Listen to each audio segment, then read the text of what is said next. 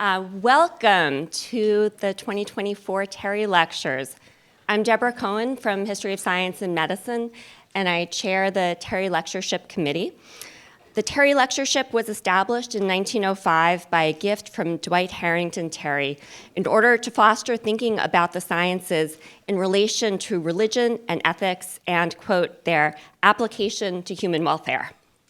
The lectures culminate in a book published by Yale University Press. Among the distinguished scholars who have served as past Terry lecturers have been Margaret Mead, Mary Douglas, Stephen Jay Gould, and Anthony Appia. Before I introduce this year's lecturer, I want to thank my fellow committee members and my colleagues in the Secretary's office who have worked hard to produce this lecture series. And I've been instructed to tell you that Yale is committed to protecting free expression and peaceful dissent. Interfering with a speaker's ability to speak and the audience's ability to hear and see is not consistent with the university's free expression policy. I take deep pleasure in introducing this year's Terry lecturer, Lorraine Daston. Professor Daston is the former executive director of the Max Planck Institute for History of Science in Berlin, where she led the research group on ideas and practices of rationality. She is also a visiting professor in the Committee on Social Thought at the University of Chicago and permanent fellow of the Wissenschaftskolleg in Berlin. Her scholarship has been celebrated with the Dan David Prize in History of Science, the Gerda Henkel Foundation Prize in the Humanities, the Heineken Prize in History, and many other accolades. Beyond her scholarly accomplishments and sheer brilliance, what makes Professor Daston perfect for the Terry Lectures, in my eyes, is her insight into the moral life of science. Over a century ago, Dwight Harrington Terry hoped to see the application of science to moral life. Professor Daston has taught us that these are not separate domains. Science has never been independent of moral life. Moral impulses propel, direct, and sustain the work of science. I think of Professor Daston as first and foremost a historian of rationality, keen to understand how human reason has imposed order on natural phenomena and human behavior in all their multifariousness and unpredictability. She opens our eyes to the profound historicity of scientific ways of knowing, tracking the metamorphoses of such seemingly timeless categories as the rational, the factual, the objective, and the natural. This she does by attending to subtle shifts in the practices of knowledge-making, in habits of calculation, attention, representation, and observation. And yet, these shifts cannot be explained away as mere effects of the play of social interests. Rather, she illuminates the moral and affective states that have been judged necessary to scientific practice at different points in history, the sets of values that she has taught us to call science's moral economy. By my count, Professor Daston has published 21 books. Correct me if I'm wrong. I don't dare count the articles, as she is a master of the essay genre. These publications span a dazzling array of topics in the history of science, broadly construed, from medieval monsters to Cold War algorithms, from cookbooks to cloud classifications. This is not mere eclecticism. Professor Daston has recently urged historians of science to try on a new disciplinary identity, historians of knowledge. In this vein, and of interest to many in this audience, an essay of hers in Grey Room has recently pointed out the conjoined histories of the history of science and the history of religion. Daston's publications are both so numerous and so ubiquitous on course syllabi that it seems superfluous to list them here. I do, however, want to note how frequently and successfully she has pursued collaborative authorship, a rarity in the humanities.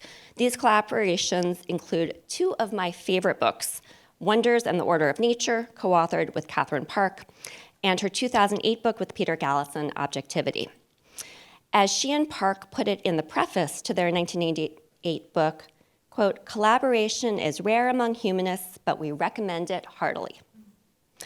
In short, I see Professor Daston as our most astute critic of the pretensions of rationalism, but also our most impassioned advocate for the enormous potential of human reason. Please join me in welcoming Lorraine Daston.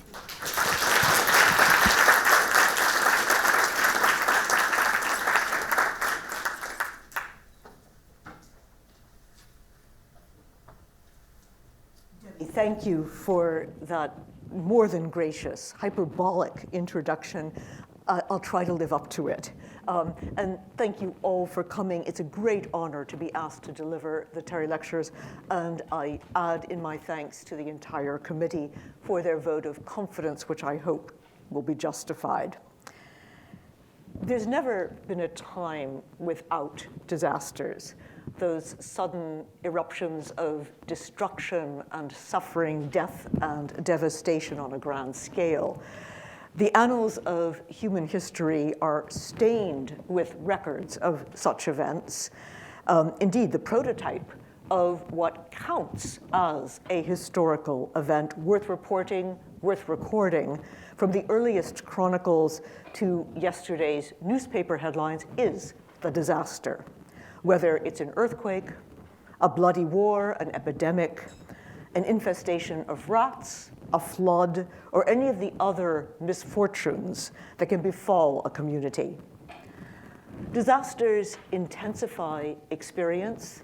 They rupture the continuity between past and present, and they make a mockery of human plans and promises. Remember what happened to our calendars during the pandemic. More than just memorable events that take their place alongside dynasties and revolutions in chronicles, disasters define what an event is. That is, an explosion that reverberates in memory for many years thereafter, an event that interrupts the smooth continuity of the everyday. Okay, let's see if this actually works.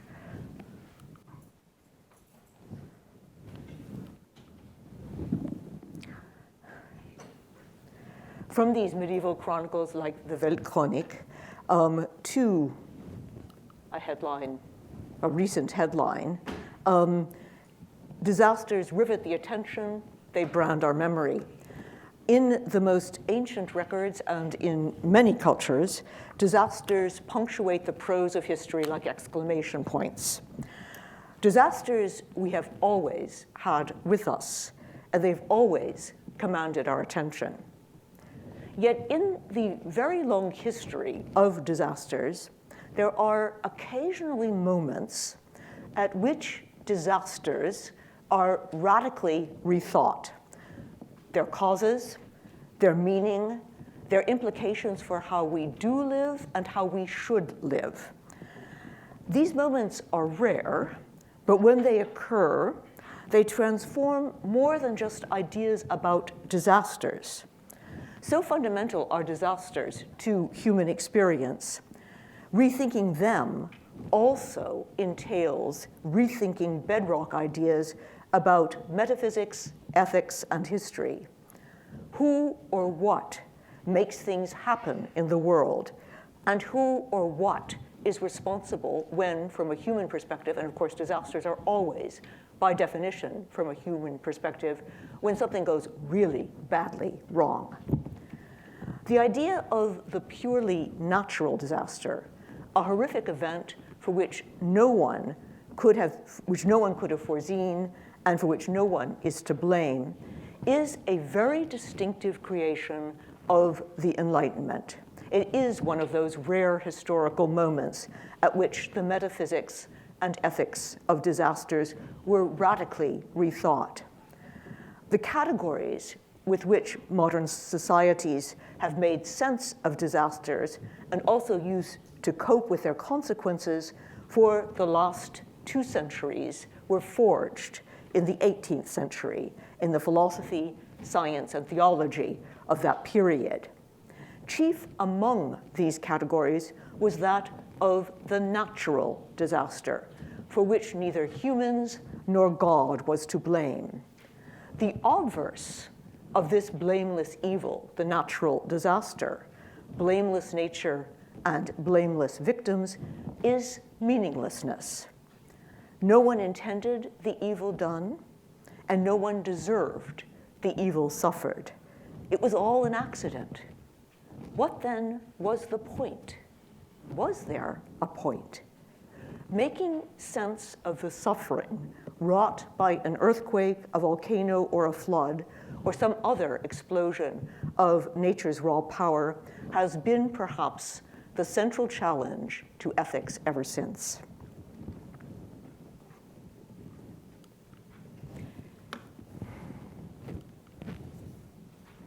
In metaphysics, the creation of the category of the purely natural disaster drew the boundaries between the human, the natural, and the supernatural as distinct realms to which entirely different rules applied. Nature was governed by causes, humans by reasons, and God by no rules at all, a voluntarist theology that ultimately made the supernatural irrelevant to explanations in the human and natural realms. In this new Enlightenment world, prevention often coexisted with providentialism. Prayers were said, sermons were preached on the occasion of epidemics and floods, but doctors were also called, dikes were built, and even preachers bought insurance. Instead, part of what we mean by a modern society is one that shoulders the responsibility for taking precautions against disasters that can be neither predicted nor averted. My premise in this set of lectures is that we are once again in the midst of one of those metaphysical moments. As in the Enlightenment, great tectonic plates are crashing up against each other in our heads. The category of the natural disaster is disappearing before our eyes, and with it, an ethics of blameless evil beyond human meaning, and a metaphysics of autonomous nature beyond human will. Now, I understand that, especially at this time in the afternoon, abstract nouns like metaphysics and ethics are the kind of things that make the mind go blank and the stomach growl. So let me try and make this concrete with two recent examples that are, at least within my living memory, and moreover, measure the change that has occurred in a mere span of 25 years. They're both natural disasters of really quite overpowering destructiveness, both of which were remarked upon with a combination of fear and awe and sorrow and pity when they occurred. The first was the eruption of Mount St. Helens in the Pacific Northwest in May of 1980. This was a volcanic eruption which collapsed the entire face of the mountain. It melted glaciers which set off colossal mudslides. 57 people were killed. It sent up a plume of smoke 15 miles high into the atmosphere. A few days later, the New York Times editorialized about it. It compared the blast to that of the biggest hydrogen bomb ever tested, but it drew some calm consolation from the fact that however disastrous the destruction of life and property, there's one thing to be said for Mount St. Helens: no guilt. There is nothing anyone should have or could have done about it, concluding you can't blame a volcano. My second example will probably still be seared in memory for many of you: Hurricane Katrina in August of 2005.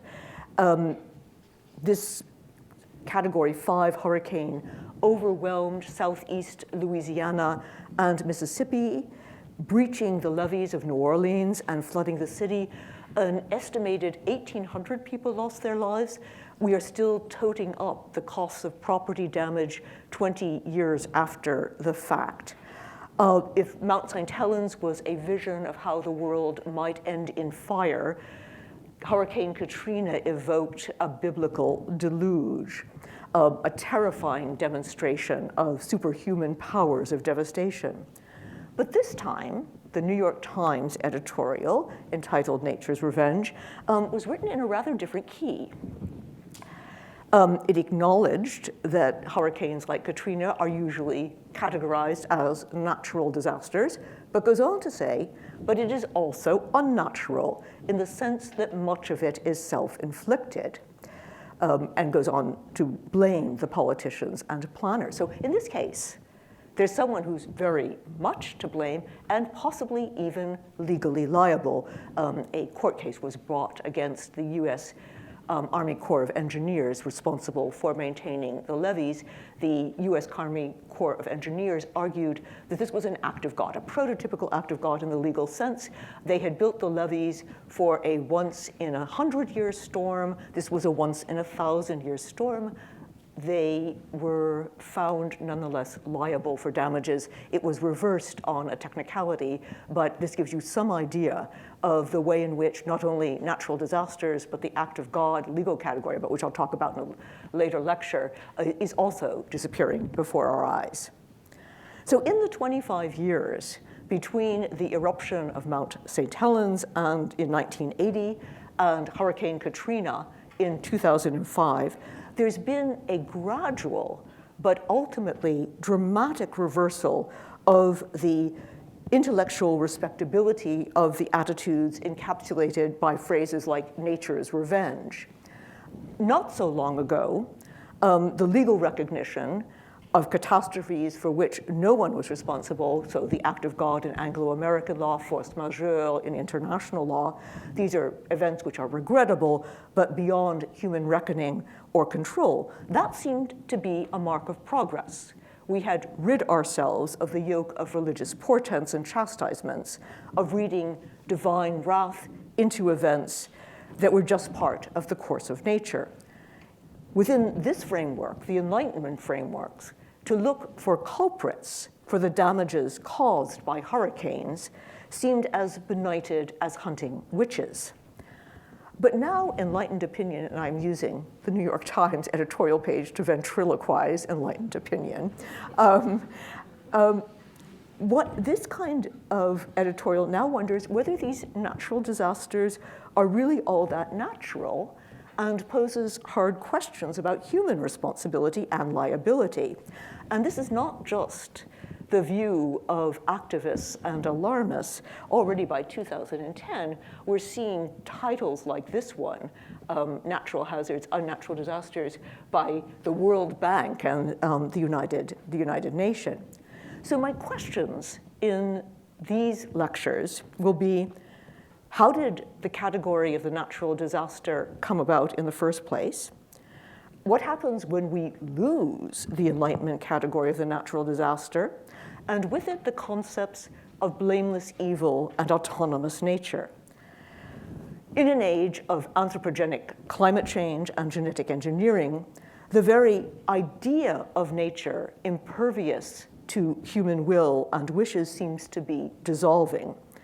For good or for ill, the radius of human foresight and power, and with it, the radius of human responsibility, has, at least in our imaginations, lengthened to the point that we have reversed roles with nature.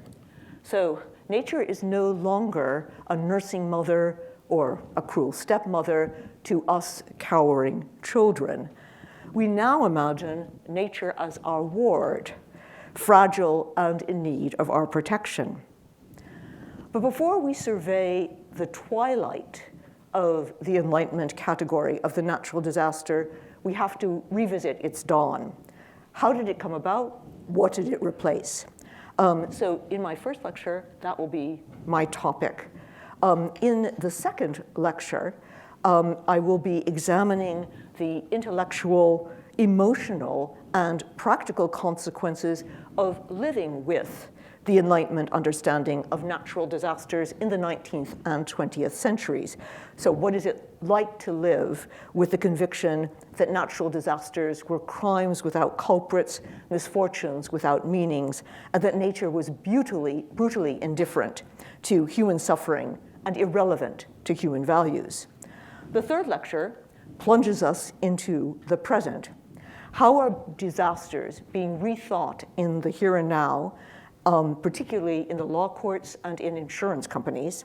And what are the practical implications of this current metaphysical moment? I am an intellectual historian, and that means that I believe in the causal efficacy of ideas.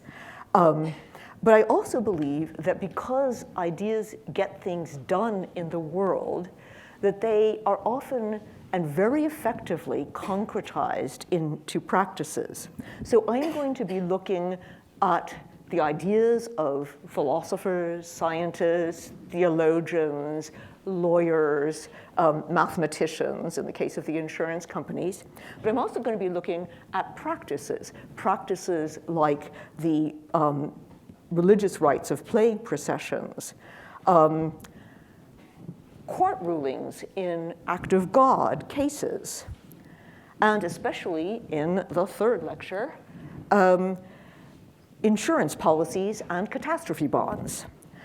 My premise is that in these very hands-on practices, we can see a new metaphysics and a new ethics coming into being.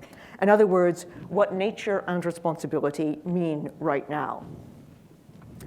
So what happened before the Enlightenment category? Neither ancient Greek nor classical Latin had a special phrase or word to pick out misfortunes attributed to natural as opposed to human or divine causes, and nor did medieval Latin or any of the European vernaculars until really the middle of the 18th century. Instead, there are just afflictions. There are wars, there is famine, there's plague, there's windstorms, there are earthquakes, there are enemy sieges, there's searing heat, there's soaking rain, a catalog of bad things to be endured with fortitude and faith. There are things to be suffered, pathemata in Greek, and lamented, tribulationes in Latin.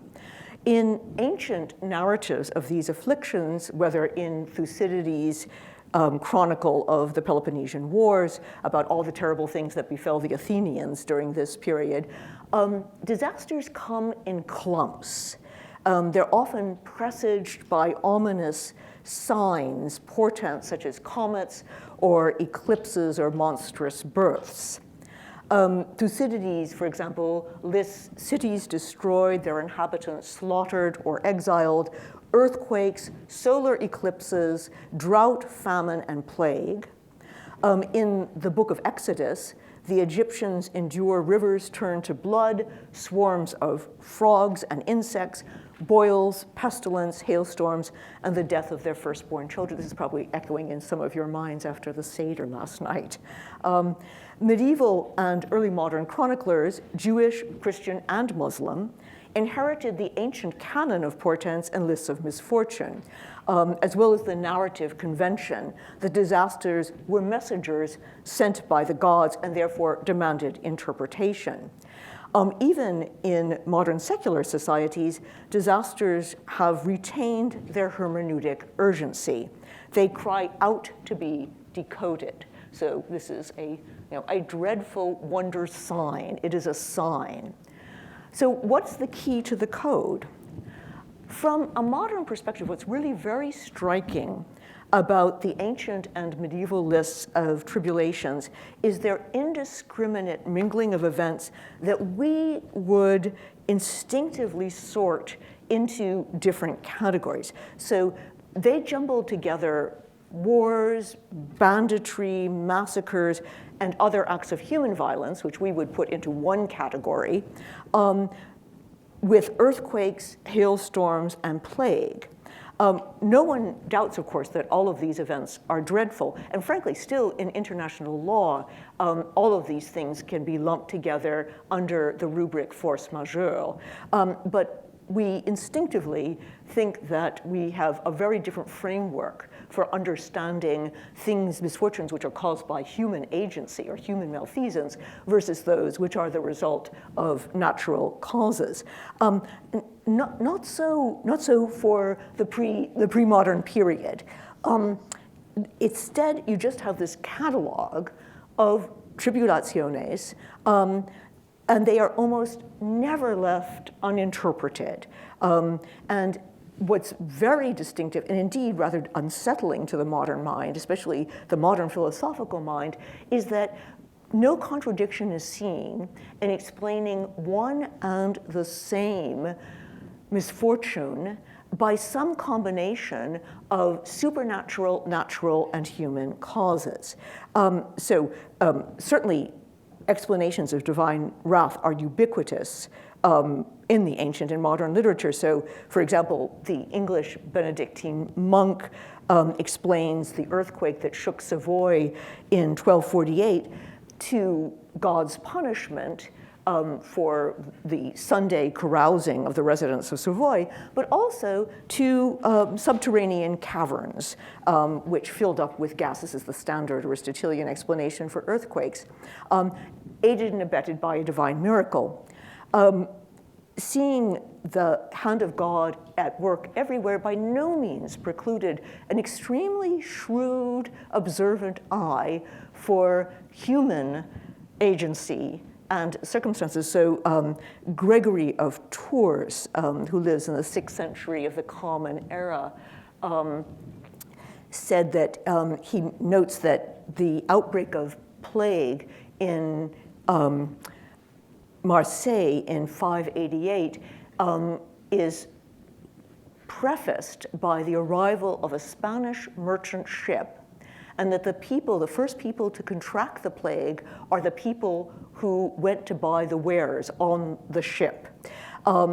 This does not in any way prevent him from thinking that there should be a penitential procession to Saint Roch, the patron saint of invalids, though he does observe, while the people raised their voices in loud prayer to the Lord, 80 of them fell to the ground and died on the spot. There's also a dynamic, a political dynamic, to these explanations. In both Greco-Roman antiquity, but especially in the Latin Middle Ages, explanations of disasters were one way of holding otherwise unaccountable rulers to some kind of standard. So, for example, an earthquake which took place in the 13th century was immediately, especially in Austria, was immediately blamed on the fact that the king had abandoned his legitimate wife for his concubine, which was, as I said, a way of keeping the king in check when nothing else would have. After all, who could punish the misdeeds of bishops and princes if not God? And it's still striking how a modern catastrophe can make or break a political career. So, for example, in 1962, this is somewhat out of order here. How can I get this? Yeah, in 1962, Helmut Schmidt was then mayor of Hamburg, became a viable candidate for the German chancellorship by his swift and effective reaction to the floods of 1962. And probably no single event discredited the presidency of George W. Bush more effectively than the disastrous reaction to Hurricane Katrina in 2005. It's very interesting, I think, to take a look at the diversity of these explanations and the way in which they're mixed together on hand from some concrete examples. So take the unlucky year of 1348. When the plague first arrived in Florence, the Black Death in 1348, local preachers, of course, immediately attributed it to divine wrath. But a evaluation commissioned by the Paris Faculty of Medicine about the same disease and the same year Out of the 25 causes listed, only 2 invoked any kind of divine agency. The others speculated about what were then considered to be natural causes, such as miasmas or an ill-starred astrological conjunction. In the same year, in northern Italy and in southern Austria, there was an earthquake. This earthquake was also blamed on divine punishment for the usurious practices of the bankers in northern Italy, but also upon the fact that it was notorious that these cities were built upon subterranean caves, which filled with vapor, which developed into a kind of explosive dynamite from time to time. It must be said that the penance of the bankers of northern Italy was modest. They gave their debtors a full 8 days grace from interest. We wonder whether another earthquake struck. So just to sum up, this having your cake and eating it too approach to causation, in which you heap up the divine causes, the human causes, the natural causes, in no way perturbed philosophical minds. It was seen to be rather a perfectly self-evident way of explaining such an impressive event. And it's not a pattern of explanation which we have entirely forsaken. Think about the way in which we sometimes would explain an automobile accident, for example, in which we would certainly consider the driver, let's say the driver has had too much to drink, the driver is culpable, but we might also think that the weather conditions had something to do with it. Very few of us will probably see the hand of God in this, but some might. Interpretations vary. But this is no longer possible for natural disasters, or at least it was no longer possible until very recently. So what we have is a system here in which it's not the distinctions between natural disasters and man-made disasters which is salient, but rather disasters which are sudden and punctual, like earthquakes or volcanic eruptions, versus those which are recurring and prolonged, like famine and plague. That's the kind of distinction which shapes thinking about disasters in the Latin Middle Ages. This changes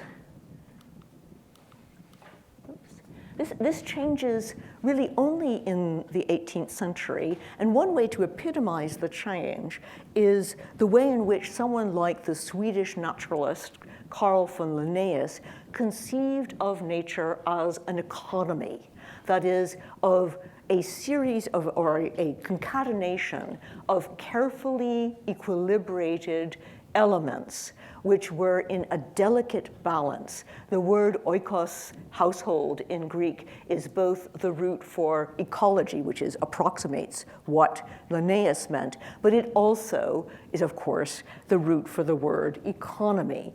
And this kind of thinking, the idea of a kind of tug of war of forces which are in tension with one another, but also in balance with one another, which can be capsized by something like a disaster, this becomes the dominant way of thinking about nature in the course of the 18th century. And I want to underscore, this is not so much the achievement of the natural philosophers, of the scientists of the day. When Linnaeus is writing about the economy of nature, he is writing qua natural theologian. This is a vision which is spawned by what is perhaps the most popular genre of the Enlightenment, even though no Enlightenment historian wants to read any of it, which is natural theology. There's fish theology, there's tulip theology, there's bee theology, you name it, there's earthquake theology. There's every kind of theology possible, and it all serves one purpose, which is to show you both the existence of God on hand from natural observation and also the benevolence of God. So the study, the glorification of God by the study of his works. And trailblazing in this genre, which is of a mind-numbing boringness. I really think that no modern mind can sustain more than one or two of these treatises, is the Anglican clergyman William Durham, who gives one of the first of a series of lectures endowed by the English natural philosopher Robert Boyle, called the Boyle Lectures, and he calls it physico-theology, which becomes the umbrella term for all of these kinds of natural theology. And he is writing about the atmosphere. And he describes the atmosphere, the mass of air, the vapors, the clouds. This must appear a matter of design, surely the infinitely wise creator's work. And he then has a rhetorical twist, which is to become extremely typical of this genre of literature, which is, what about windstorms? What about tempests? And he says, yes, they're extremely destructive, but he scours every cloud for a silver lining. He writes, yet where would we be without the winds? If the whole mass of air and vapors was always at rest and without motion, instead of refreshing and animating, it would suffocate and poison all the world. Truly, it was an ill wind that blew no one good. This compensatory logic is not new to the Enlightenment. It goes back at least to Herodotus. But what's really new is this economic logic of all of nature as a self-sufficient system, autonomous system. And it's epitomized, this is only one expression out of many, by the image invoked by the person for whom the Boyle Lectures were named, Robert Boyle,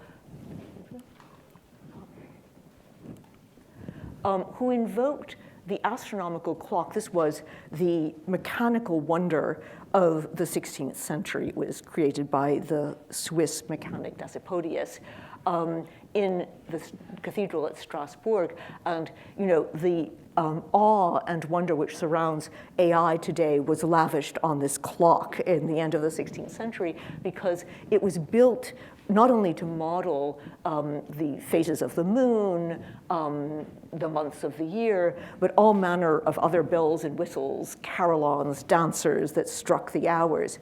And Boyle says that's what nature is. Nature is an engine like the Strasbourg clock. And he says these anomalies, these so-called anomalies, for example, monstrous births and earthquakes and droughts and floods, these may be, as Boyle says, incommodious to particular creatures, which is putting mildly, but just as the engineer who built the Strasbourg cathedral clock, astronomical clock, foresaw in the clockwork, the gears and the levers, all that the clock would perform. So God foresaw all of these disasters as not unsuitable, writes Boyle, to some or other of those wise ends which he may have in his all-pervading views. In other words, God's providence is now statistical. Instead of attending to the fate of individuals, to particular creatures, God sacrifices the welfare of individuals and some localities to his all-pervading views, to the welfare and harmony of the whole. As the New England natural philosopher John Winthrop explained in a 1756 debate over the causes of the Lisbon earthquake, the most terrible desolation suffered by the victims might well be of real and standing advantage to the globe in general, for God's laws tend to promote the good of the whole. The question of guilt, human, natural, and divine in such cases, is key. Since nature is merely an engine, nature has now been deprived of agency, it can hardly bear any responsibility for these disasters. But nor did God, although he had planned and foreseen and willed these anomalies. For however devastating the effects, some greater good was served. This is a kind of cosmic bookkeeping and it could only be born by God. Samuel Johnson, the great 18th century English lexicographer, has a novel, it's called Rasselas, in which a prince goes in search of a truly wise man, and he thinks he's found this truly wise man in an astronomer. The astronomer is virtuous, is dedicated to the advance of science. Only gradually does Rasselas realize that the astronomer is stark raving mad. And why is he stark raving mad? Because he thinks he can control the weather. And the unbearable responsibility that if it rains in one place, there'll be drought in another, destroys his mind. So no human could bear the kind of responsibility which God must bear. So it is a truly supernatural code of ethics. Now, there, as I say, this genre, this is the all-pervading views, this genre of natural theology found a silver lining in every cloud. The Swiss theologian and naturalist Johann Jakob Scheuchzer, in his Physica Sacra, says, the flood was very destructive. The biblical flood was very destructive. But you know, it promoted human industry afterwards in rebuilding the world. He also says that the thunderstorms that ravage Switzerland in 1731, yes, they kill many people and many sheep, but the vineyards the next year, they really profited from the rain.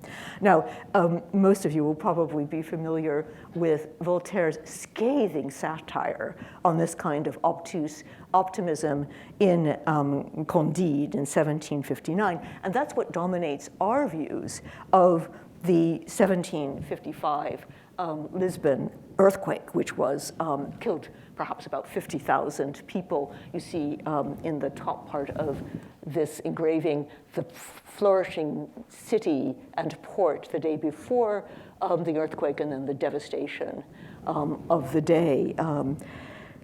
The earthquake, the fires, the tsunami.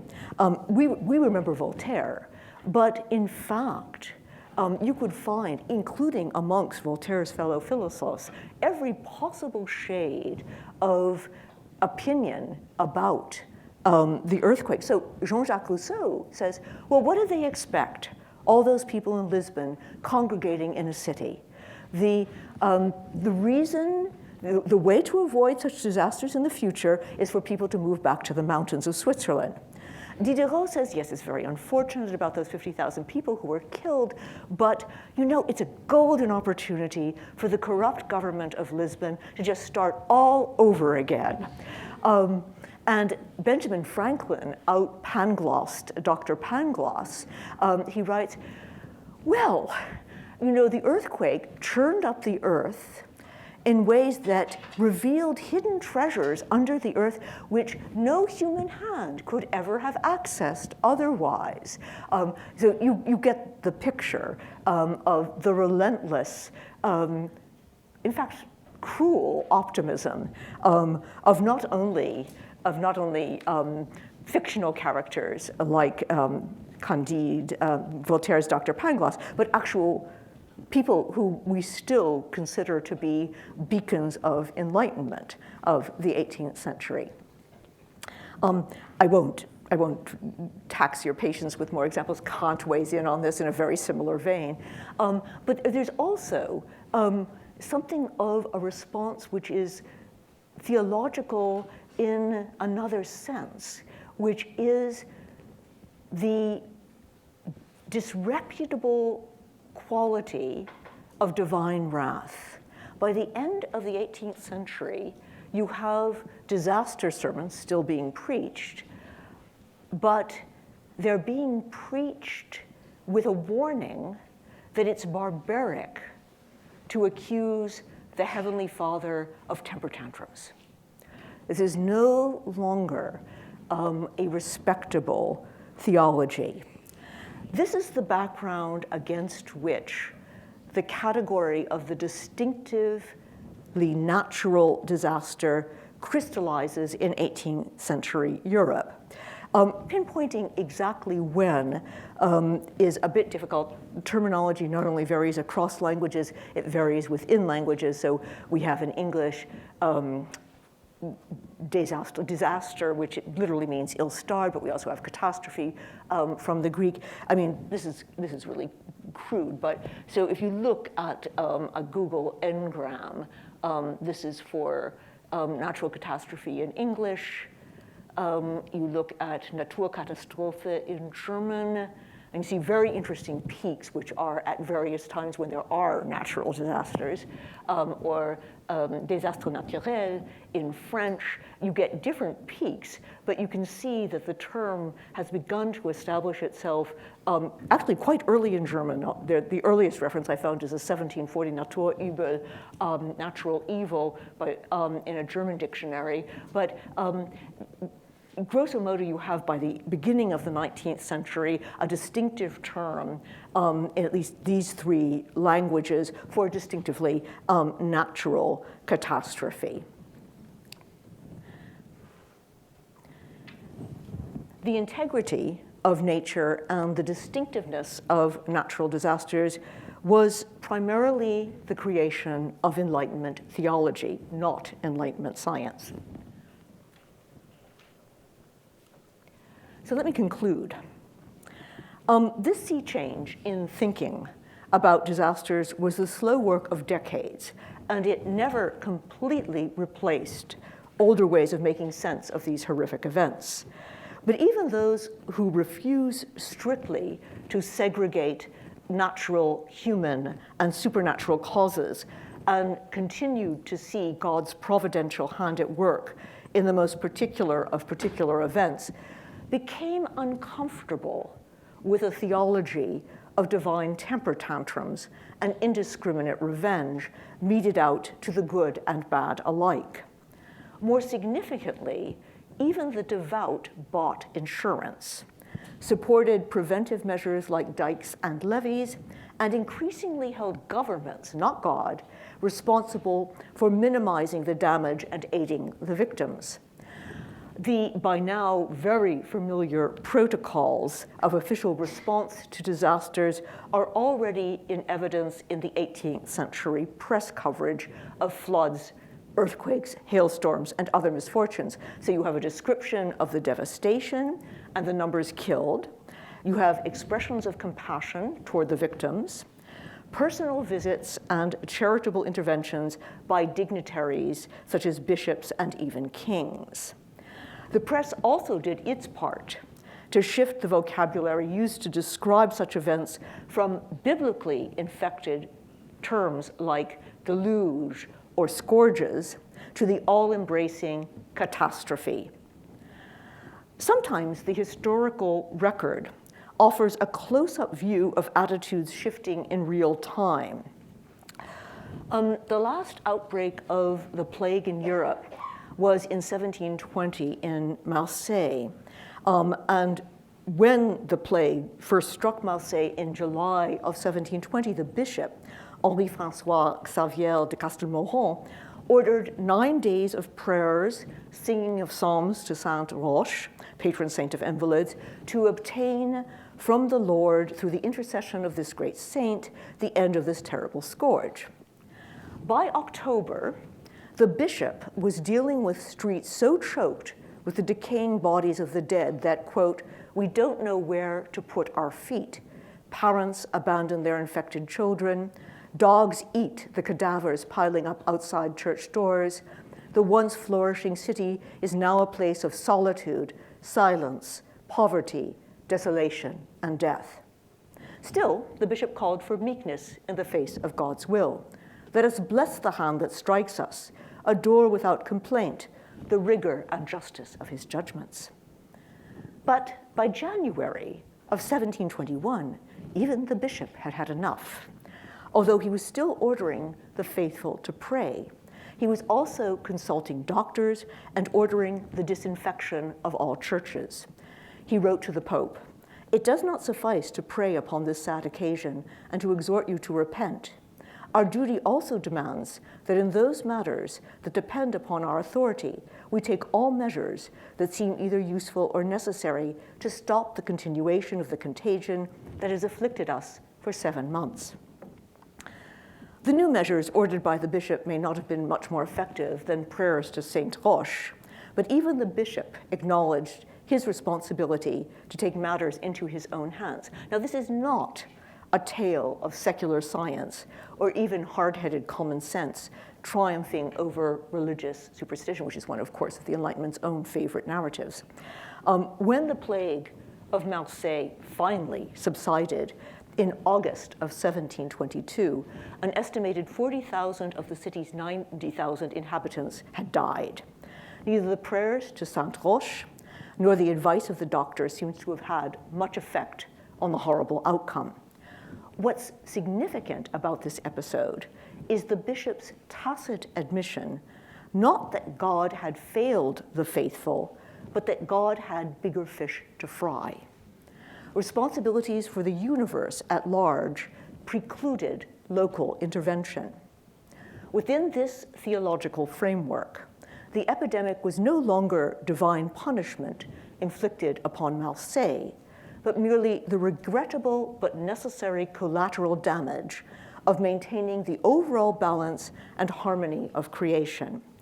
In the cosmic scheme of things, someone, somewhere, presumably had benefited from the Marseille plague, just as other Europeans had allegedly benefited from the changes to the water table caused by the Lisbon earthquake. But in the human scheme of things, local authorities were left to deal with local disasters. This dispensation, of course, provoked outrage on the part of both the radicals and the reactionaries. Some of you may have seen Leonard Bernstein's wonderful operetta Candide, in which the Pangloss figure, who is a stand-in for Leibniz, sings the best of all possible worlds. Once one dismisses the rest of all possible worlds, one finds that this is the best of all possible worlds. So that's on the side of the radicals. On the side of the reactionaries, there's Chateaubriand, who writes about the cholera epidemic of 1832 and compares it with the Marseille plague of 1720 and writes, if this scourge had befallen us in a religious century, if it had unfolded in the poetry of custom and popular belief, it would have left a striking tableau, the bishop surrounded by his clergy, each curate at the head of his parish, the sacred relics paraded around the city. None of that now.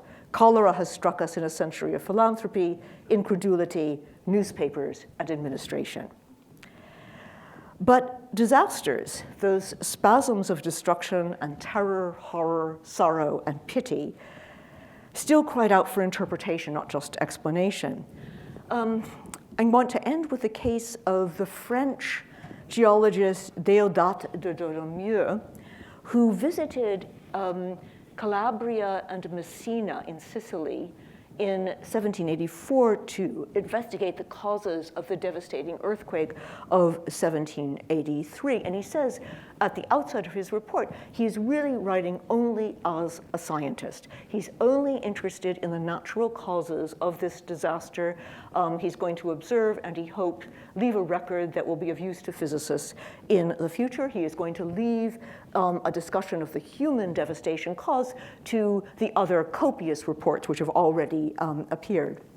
But as he weighs the evidence for various competing theories of earthquakes, horrific stories of human suffering keep creeping into his footnotes, and finally they burst into the text.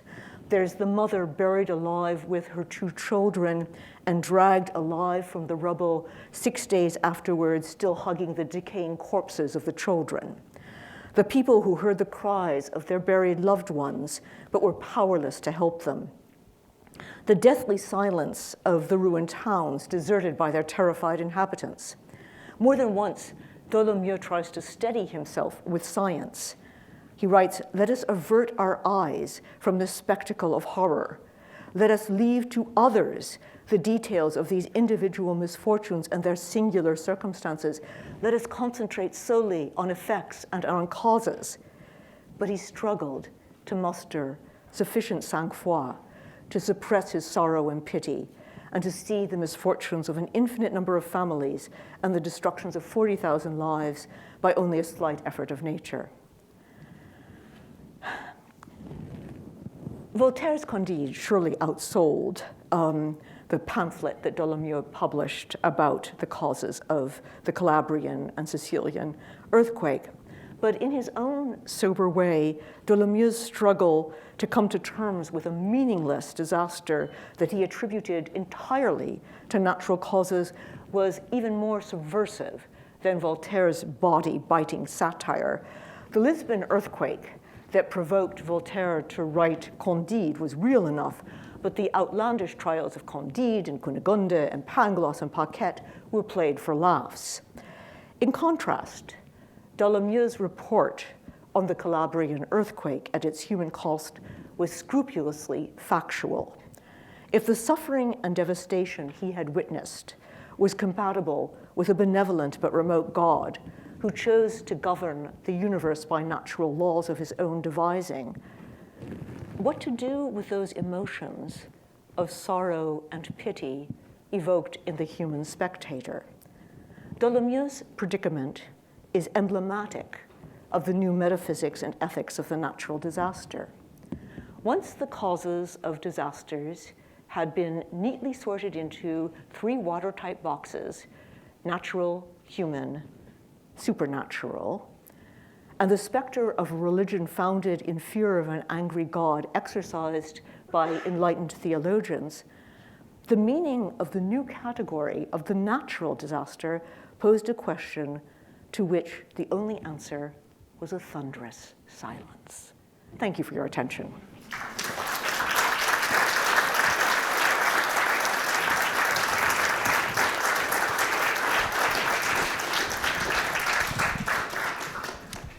Thank you so much for that fantastic opening lecture, which has certainly whetted our appetite for more. We have a few minutes for questions. I will bring this, and there's another mic over there. So let's start with the gentleman in the middle there. Yes. Thank you so much, Professor Daston. It's always inspiring and thought-provoking as always, so thank you. I was wondering, I don't want to give too much credit to the proponents of Lucretian Epicurean modernity, but couldn't one plausibly make the case that the concept of natural disaster was codified in 1st century BC in Rome, or perhaps 200 years earlier in Athens, and the rest of the 2 millennia that come after in Latin and Christendom is really grappling with this demon both within and outside.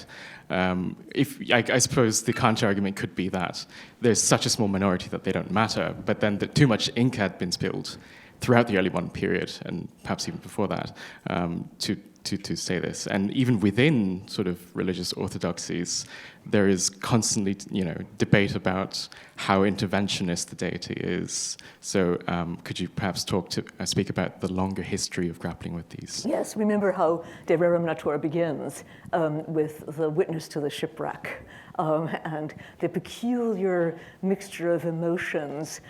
Schadenfreude is not the right one, but and what's really quite typical there is it's the onlooker on the shore, the wonderful Hans Blumenberg book about it.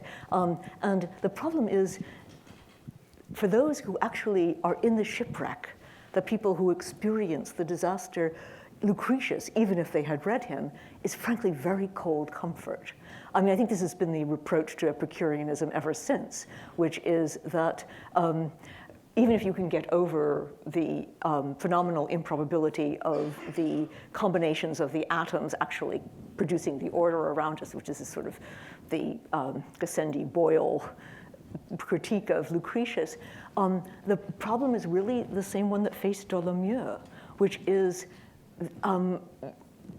we have no place to put these emotions. What do you say to the people who are the victims not only of the Lisbon earthquake of 1755, but the 2023 earthquake in Turkey and Syria, which killed as many people as Lisbon did? It's really, I think, a challenge which Lucretius never really met. And it was felt, I think, to be a very thin response to the predicament, not of the onlooker on the shore, but to the people drowning in the shipwreck.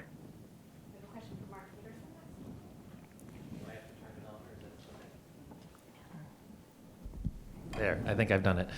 Thank you for this wonderful lecture. But my question is about whether there may be reasons, even before the Enlightenment, to think about disaggregating different kinds of catastrophes or natural disasters. And what's prompting this question, I'm actually sort of calling on the research of my colleague Stuart Schwartz, who's written about hurricanes in the in the Caribbean in the 16th and 17th centuries. And what Stuart discovered was the fact that in the Caribbean, hurricanes are far more frequent than in Europe, and although early Spanish colonists there were quite willing and ready to attribute them to God's punishment of human sin, it over time became curious that human sin seemed to be between August and November, and not so much from December through. And so, in other words, the predictability of you could expect hurricanes in these seasons and not quickly pushed people in the direction of something like natural causes, and also quite rapidly to blameworthiness, right? Because if you're planning, say, the annual flota of the treasure ships from the Caribbean back to Spain, and you have come to observe that August, you would be foolhardy as a governor, as a merchant, to plan your fleet at that time. So behind this question is whether there are attributes to different kinds of catastrophes that are worth attending to in this long sequence that you're tracing. That I think that a hurricane is not a volcano eruption. Say. No, I think that's very, very plausible. And Ginu, who knows infinitely more about this than I do, because he's writing his dissertation on the terrible winter of 1709, right? Yeah. I think the Little Ice Age actually does very much that for certain kinds of hard winters. When you have them year after year after year, it becomes, just as you say, implausible that there is some act of human malfeasance which has triggered this. And it's really interesting. Maybe your colleague is writing this book, and I can't wait to read it rather than about the European encounters with strange weather elsewhere, which is more savage than their weather at home, but then has this compensating effect of being somewhat predictable. And once it's semi-predictable, not only in a theological context, but in a legal context, as you say, you become liable if you're so stupid as to plan your voyage for the hurricane season or your vacation for the hurricane season. And I'm sure I'm sure, having once worked in the Lloyd's archives, that I could find traces about that in the archives. So thank you very much for that hint. One last question. We'll take one last question from Noreen Kawaja, and then we will turn to the reception. Thank you. I am sorry to whoever I am supplanting in that order of things. I deeply enjoyed this talk, so thank you so much, Professor Daston. I think great appreciation for the attempt to think synthetically about these categories and causes. And I was wondering, as I was hearing you talk about, synthetically that is about the natural, the human, the supernatural, and then the word that keeps kind of repeating through that synthesis is the word cause. And I heard blame, accountability, explanation. And I wondered if you could talk a little bit about the category of cause itself that you're working with here, and whether you see it working consistently across those different registers of thought and explanation, and blame and cause may not be quite isomorphic. And do you see those tracking to some of the different spheres of attribution, like that the natural causation may work? Those who favor an explanation of natural cause have a different model of cause, perhaps, than those who are thinking in theological terms, or does it not track onto those kinds of registers? I'm not sure it tracks onto those registers, but it's a really perceptive question, because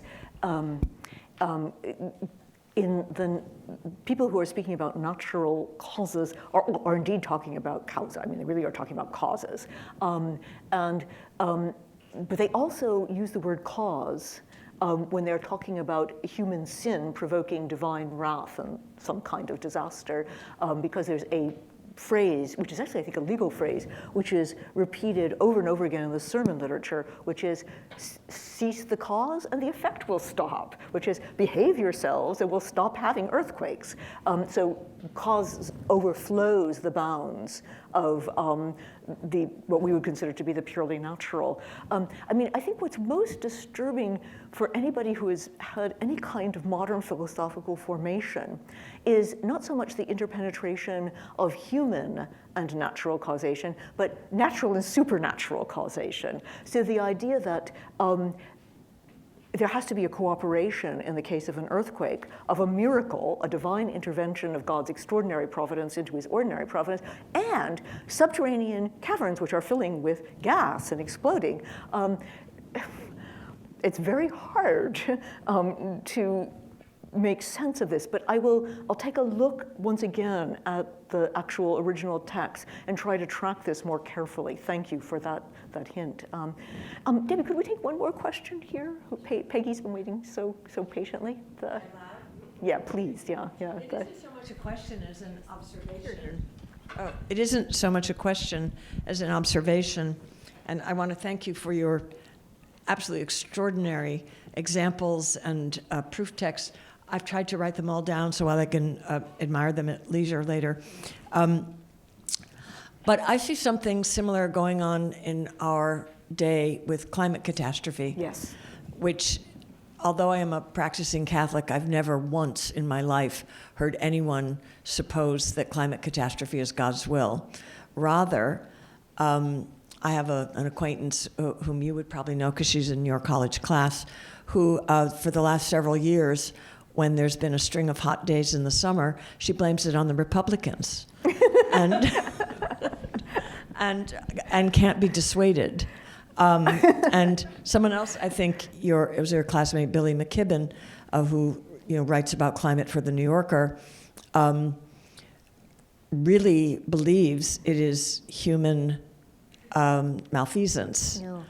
And I'll never forget being in California a couple of years ago when one of those massive wildfires broke out in Big Bear because some stupid, no-neck people were having a gender reveal party, and they set off a rocket which caused this massive wildfire. And everyone spoke with tremendously superior intellect about how people like that are bringing us down. So I think it's not so different from the plague.